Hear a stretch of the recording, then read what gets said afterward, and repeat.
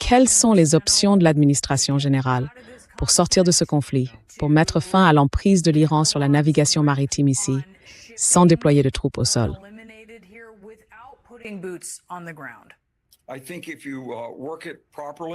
Je pense que si vous vous y prenez correctement, avec la puissance aérienne et les moyens navals dont nous disposons dans la région, y compris des navires de surface sans équipage et des opérations sous-marines, vous pouvez réellement éliminer presque toute leur capacité à perturber la navigation dans le détroit d'Ormuz. Ça ne se fera pas instantanément. Si vous voulez un résultat immédiat, vous ne l'aurez pas. Mais des troupes au sol ne régleront pas davantage le problème. Il faut développer la base de ciblage, disposer d'une reconnaissance aérienne permanente et avoir une capacité de réponse immédiate. Vous jouez à la taupe avec ces gens-là.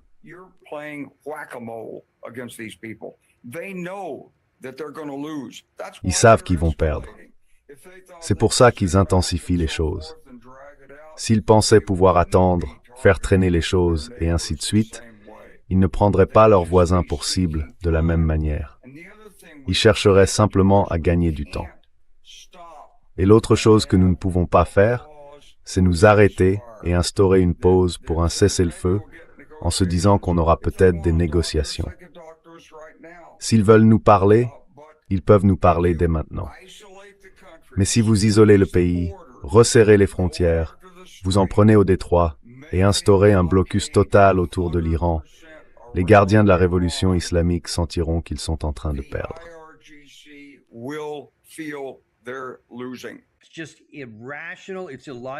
C'est tout simplement irrationnel, illogique, et c'est embarrassant pour moi qu'une personne qui a été général 4 étoiles, bon sang, commandant de l'OTAN qui plus est, soit à ce point ignorante de la façon dont les choses fonctionnent. Et commençons par la dernière partie de ça, puisque c'est celle que j'avais le plus fraîchement à l'esprit. Il propose ceci: mettre, en gros, une barrière à 360 degrés tout autour. Pas seulement le golfe Persique, pas seulement un blocus à la sortie du golfe d'Oman. Non, il veut tout couper. Et moi je me dis, est-ce que vous vous rendez compte à quoi ressemble réellement le territoire montagneux de cet immense pays? Je veux dire, il y a, je crois, 6 ou peut-être 8 points de passage routier pour le transit vers le Pakistan. Rien que pour le Pakistan.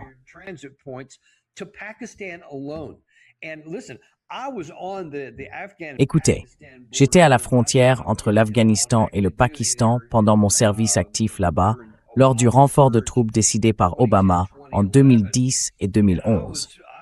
J'ai parcouru ce terrain précis. Je vous le dis, nous n'avions littéralement aucun contrôle sur les allers-retours des talibans. Et c'était dans la province de Kunar, dans la zone particulière où j'ai passé le plus de temps. Et bien sûr, c'est une zone immense. Là, pour l'Iran, vous parlez de centaines de kilomètres supplémentaires, parce que cela touche ensuite plusieurs autres pays. Et puis, il y a la mer Caspienne. Alors je me dis, mais de quoi est-ce que vous parlez, au juste? Avec 140 000 soldats de l'OTAN, américains et alliés, nous n'avions littéralement aucun contrôle sur cette frontière.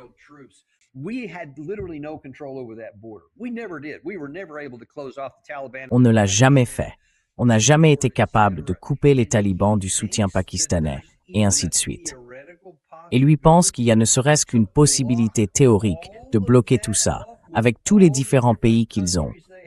Plus la mer Caspienne. Avec quels moyens? Sans troupes au sol. Il a dit lui-même, c'est littéralement, physiquement impossible d'avoir la moindre influence là-dessus. Mais bon, on peut se limiter à la première partie. Donc d'accord, vous allez garder le golfe d'Oman. Très bien. Vous allez conserver la plus grande partie, mais apparemment pas la totalité, du pétrole iranien qui sort, et ça peut maintenir certains problèmes économiques.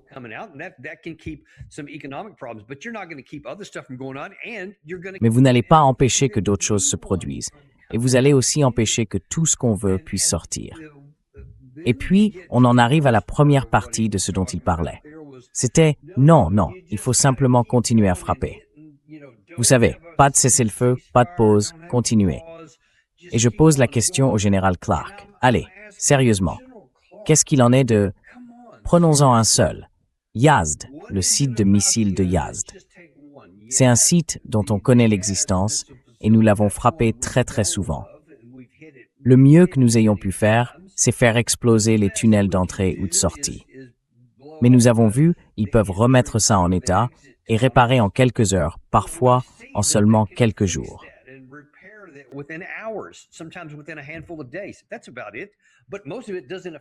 C'est à peu près tout. Mais la plus grande partie de ça n'a aucun effet sur ce qui se passe. Et pour beaucoup d'entre eux, on ne sait même pas où se trouvent les tunnels de sortie.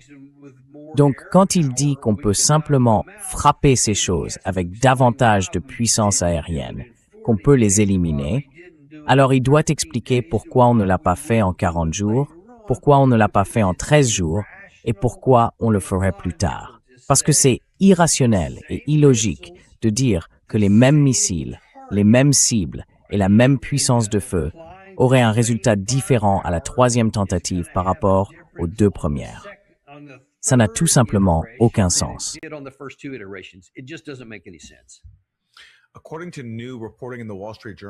Selon de nouvelles informations publiées par le Wall Street Journal, c'est ce que prévoit l'amiral Brad Cooper, le chef du commandement central. Il aurait conçu une campagne de 10 à 14 jours destinée à paralyser les capacités balistiques de l'Iran. C'est l'objectif. Mais pendant ce temps, le général Dan Kane, président des chefs d'état-major interarmés, s'inquiète d'un manque de missiles intercepteurs. Alors d'abord, que pensez-vous du prétendu plan de l'amiral Cooper pour cette toute nouvelle campagne de 10 à 14 jours? Celle qui est censée neutraliser les missiles iraniens.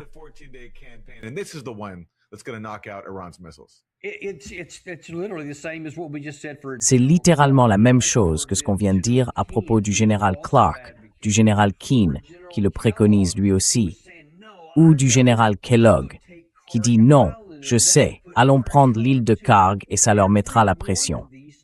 Tout ça, c'est absurde. Je veux dire, d'un point de vue militaire, ça me sidère que tous ces types qui sont ou ont été généraux continuent à dire ce genre de choses. Et si ce qui est rapporté à propos de l'amiral Cooper est vrai, je suis encore plus sidéré, plus contrarié et plus alarmé à l'idée que le type qui dirige le commandement central en ce moment pense, d'une manière ou d'une autre, que 2 semaines supplémentaires de bombardement vont réellement accomplir quelque chose que les 40 premiers jours, plus 13 autres, n'ont pas réussi à accomplir la dernière fois.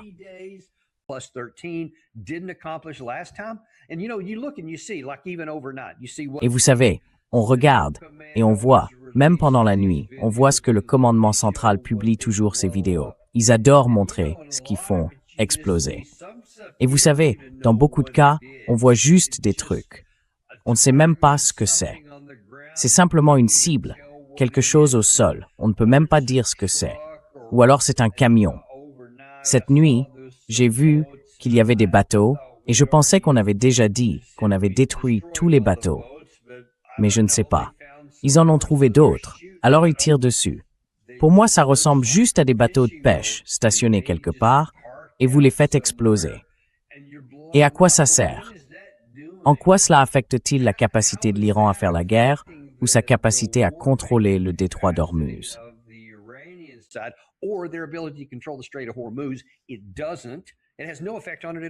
Non, ça n'a absolument aucun effet là-dessus. Alors, qu'est-ce que vous allez faire?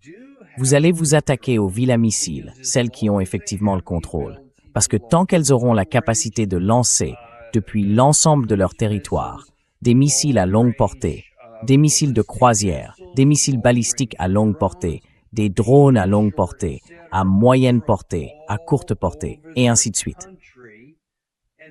Et regardez, il y a quoi? Environ 1300 kilomètres de côte. Et puis vous avez ce pays, grand comme la majeure partie de l'Europe occidentale, avec toutes les montagnes du Zagros et toutes sortes d'autres endroits où l'on peut se cacher. Je veux dire, on ne peut tout simplement pas vaincre ce pays par les airs seulement. Ça aurait dû être parfaitement clair.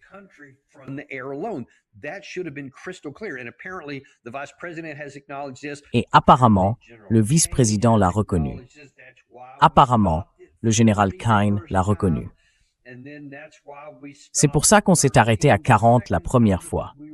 Et c'est pour ça qu'on s'est arrêté à 13 la deuxième fois, parce qu'on était à court de ces missiles et qu'ils n'avaient aucun effet sur les cibles que nous devons atteindre.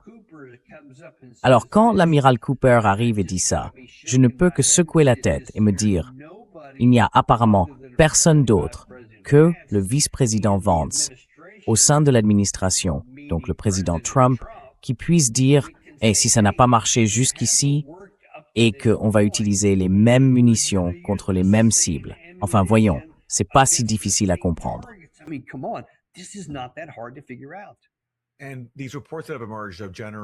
Et ces informations, selon lesquelles le général Kine, le président des chefs d'état-major interarmés, s'inquiète de la diminution des stocks d'intercepteurs de défense aérienne qui protègent les bases américaines dans la région.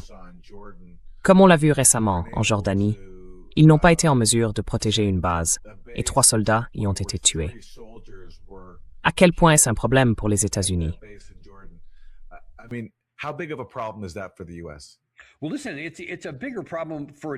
Écoutez, c'est un problème plus important pour une autre raison. Parce que ce qu'on constate, et on l'a vu aussi en Ukraine, c'est que ces missiles sont introuvables. Et on l'a vu en Israël. Enfin, ajoutons-le aussi à la liste. Les PAX-3, les THAAD et ainsi de suite ont une certaine efficacité, mais elle est bien moindre que ce qui a été proclamé. Et toutes ces bases, nos propres bases que nous avons dans toute cette région, sans même parler des autres cibles. Il y a des cibles civiles au Koweït, à Bahreïn, en Arabie Saoudite et ainsi de suite. Nous n'en avons protégé aucune. Nous n'avons pas protégé les nôtres. Alors même que nous savons qu'ils vont attaquer, que nous savons qu'ils vont tirer, nous ne pouvons pas arrêter leurs missiles.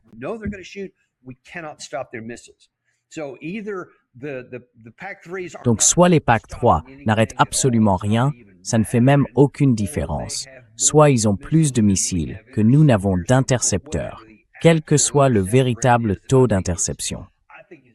Et je pense qu'il est probablement à un chiffre, au vu des nombreuses vidéos que nous avons vues. On a même vu certains de ces drones Shahed frapper des bases américaines. Des drones bon sang.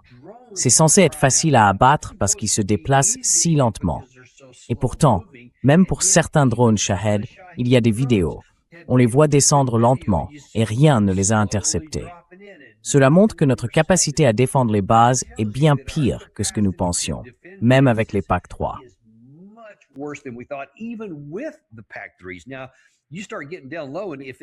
Maintenant, les stocks commencent à tomber très bas.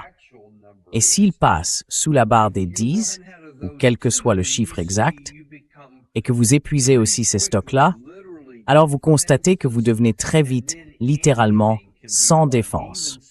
Et là, n'importe quoi peut être envoyé, y compris certains missiles balistiques plus anciens, ou davantage de drones Shahed plus lents, qui sont relativement lents par rapport aux missiles, et ainsi de suite. Nous serons sans défense.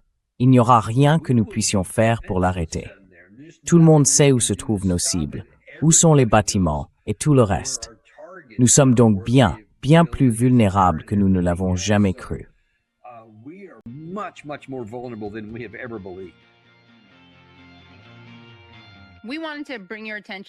Nous voulions attirer votre attention sur un outil qui nous aide à faire le tri dans la propagande des médias d'entreprise. C'est notre sponsor, Ground News. Ils ont créé un programme qui vous permet de rechercher une actualité précise et de voir tous les médias qui en ont parlé, l'orientation de ces médias, puis de comparer les titres pour voir qui s'en tient réellement aux faits. Voici comment Israël a bombardé une mosquée à Gaza, tuant au moins un Palestinien et blessant et déplaçant beaucoup d'autres personnes.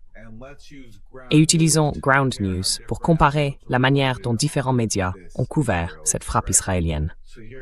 Voici donc Al Jazeera. Israël tue un Palestinien et détruit une mosquée à Gaza. Et Le Monde. Gaza, l'armée israélienne frappe une mosquée, affirmant qu'elle servait de dépôt d'armes au Hamas. Oh, allez Le Monde. C'est tellement pathétique. Faut pas exagérer. Faut pas exagérer. Oui, Israël affirme que tout à Gaza sert le Hamas. Tout Gaza, c'est le Hamas. Les hôpitaux, c'est le Hamas. Les écoles, c'est le Hamas. Les enfants, c'est le Hamas. Tout, c'est le Hamas.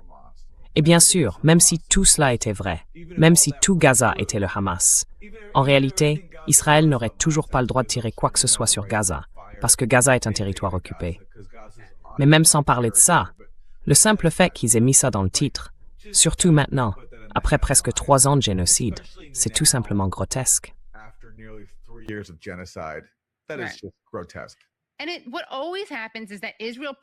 Et ce qui se passe toujours, c'est qu'Israël diffuse un mensonge.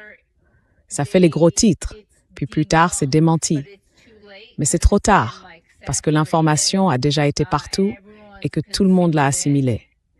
Et de temps en temps, Israël va même admettre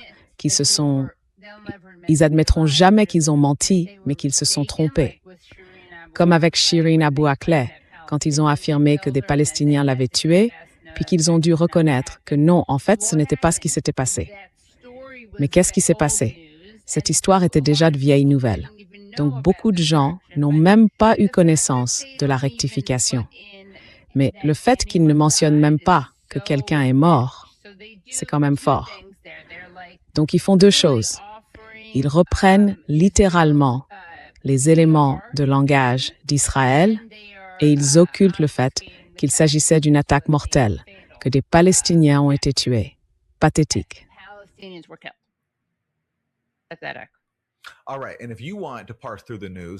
Très bien.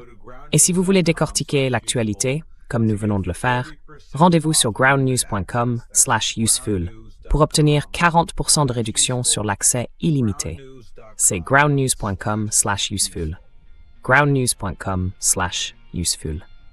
En tant qu'ancien militaire, quelle a été votre réaction en voyant que l'administration Trump réduisait le bilan des pertes militaires américaines dans la guerre de Trump contre l'Iran, en ne comptant pas ceux qui ont été tués ces dernières semaines en Jordanie et en Irak?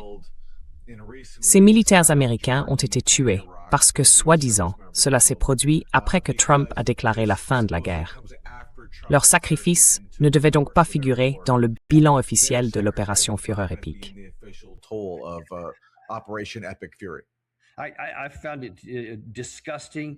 J'ai trouvé ça écœurant et pathétique. Peut-être même plus que simplement écœurant, parce que ça témoigne d'un profond mépris pour le peuple américain.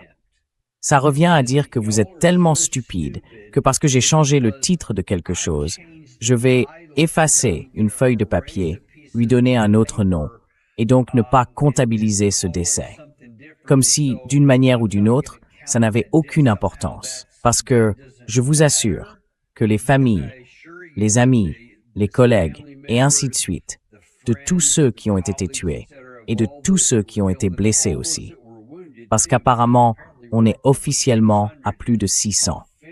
On verra quel est le vrai chiffre.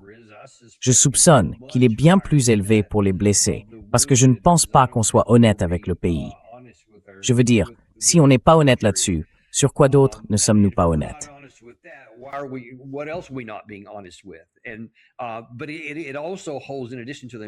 Mais cela témoigne aussi de mépris, non seulement envers le peuple américain, mais envers les soldats eux-mêmes. Cela revient à dire, non, vos pertes me causeraient des désagréments, alors je vais simplement changer le titre et appeler cela autrement. Et, bien sûr, il faut aussi reconnaître qu'en effaçant le nom d'opération Fureur épique, c'est également une tentative pathétique de contourner la loi de 1973 sur les pouvoirs de guerre. Je ne comprends pas pourquoi ils s'en inquiètent, parce qu'ils l'ont catégoriquement violé dès le début de cette guerre. Ils ont violé les articles 1er et 2 de la Constitution américaine, concernant qui peut déclarer la guerre, et ainsi de suite. Le Congrès a participé à l'abandon de ses responsabilités devant la Constitution.